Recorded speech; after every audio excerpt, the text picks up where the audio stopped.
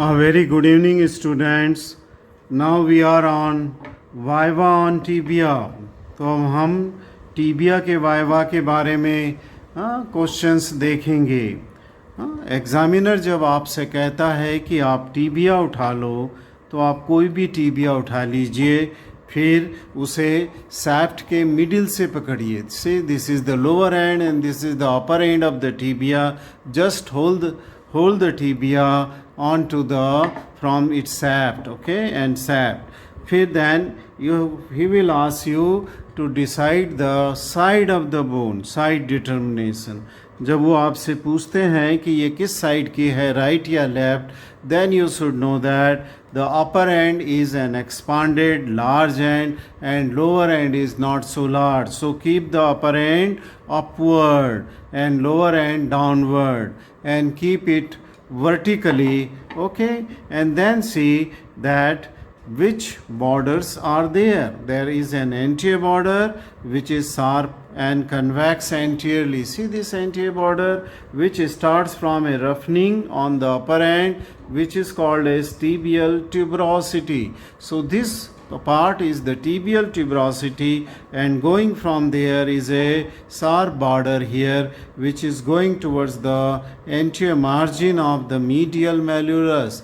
This is the medial malleolus, or the projection of the bone downwards which is onto the medial side, and this is called as medial malleolus. So with the help of these three different points, bony point, you decide the side. That means keep this upper end upward, keep this medial malleolus medially, that means towards the median plane, and the anterior sharp border and this tibial tuberosity anteriorly. This will give you the side of this bone. So let us see, this is the anterior border going to the medial malleolus. So this medial malleolus in this bone should be kept towards the median plane. So this is the median plane of the body, and this is the medial side of medial. So I will hold this bone in my left hand and will say to the examiner that this bone belongs to the left side. So this is the bone of the left side because the median plane is here. So in the median plane, this will go towards the left side, right?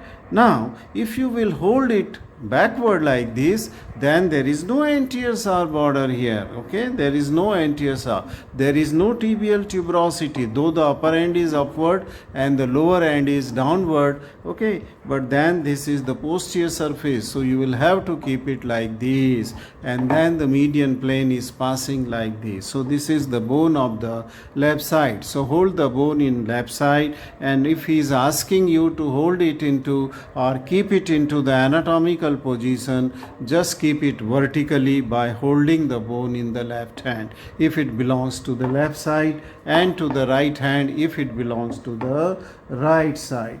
Then he may ask you some of the bony features, okay, bony features. Let's come to the bony feature of upper end. He may ask you where is the tibial tuberosity, which you already know. Say that it is on the anterior aspect of the upper end, and then the upper end has two condyles, a larger medial condyle which is towards the this malleolus, okay, medial malleolus, that upper end is that the medial condyle, and on the lateral side this is the lateral condyle is there, okay, it is the lateral. The posterior part of this medial and lateral condyle on posterior are slightly overhanging, they are overhanging posteriorly. Then he will ask you, show me the parts of bony features of that of the superior surface of the medial and lateral condyle. I am just trying to show you the superior surface. Then you can say that one which is towards the medial malleolus, this is the superior surface of the medial condyle, and this is the superior surface of the lateral condyle. Both are articular, okay, means that the condyles of the femur will articulate here, medial on medial side and lateral condyle on to the lateral side. Then he will ask you what is the name of this rough area. Then you can say that this is anterior intercondylar area area, and this is the intercondylar prominence or eminence, which is in the form of the two tubercle. One is from the lateral side, from the lateral articular area, and another is on medial condyles, okay, towards medial. And then posterior to this condyle, this tubercular area, there is another roughening here, which is called as the posterior intercondylar area. Then he may ask you the question that what is attached to that the superior surface of the intercondylar area, okay, of the median and lateral condyle. Then you can say that since it is a lateral condyle which is oval, okay, almost circular and smaller than the medial condyle which is elongated anteroposteriorly and it is oval in shape. You can say that its margins are giving attachment or on which will rest the lateral meniscus, okay, lateral, okay, and then on medial side, the medial meniscus is there. On the anterior intercondylar area, anterior cruciate ligament will come and attach, and onto the posterior intercondylar area, the posterior cruciate ligament will get attached. I will explain you with the help of a diagram so that you can reply properly what is attached to anterior intercondylar rough area and what is attached to the posterior, okay, which are separated by the intercondylar tubercles, okay. Let us see, I have just drawn a diagram of the lateral medial epicondyle, and this is the lateral epicondyle. There is the attachment of the lateral meniscus onto the lateral condyle. So this is the anterior horn of the lateral meniscus, and then this meniscus is attached onto the lateral condyle like this, and so this is the lateral meniscus which is attached onto the lateral condyle, whose anterior horn or anterior end and the posterior horn or posterior end, and they come close to each other, one in the anterior intercondylar area and another into the inter. That way you can easily remember that the two ends of the lateral meniscus, they come very close to each other, okay, they are very close to each other. Then if you will see the attachment of the medial intercondylar meniscus, then it is attached onto the anterior-most part of the anterior intercondylar area, and then this is the medial posterior end of the medial meniscus. So this is the medial meniscus, okay. So this end, that is the posterior horn, is into the posterior intercondylar area, and this is the anterior horn which is anterior-most in the anterior intercondylar area.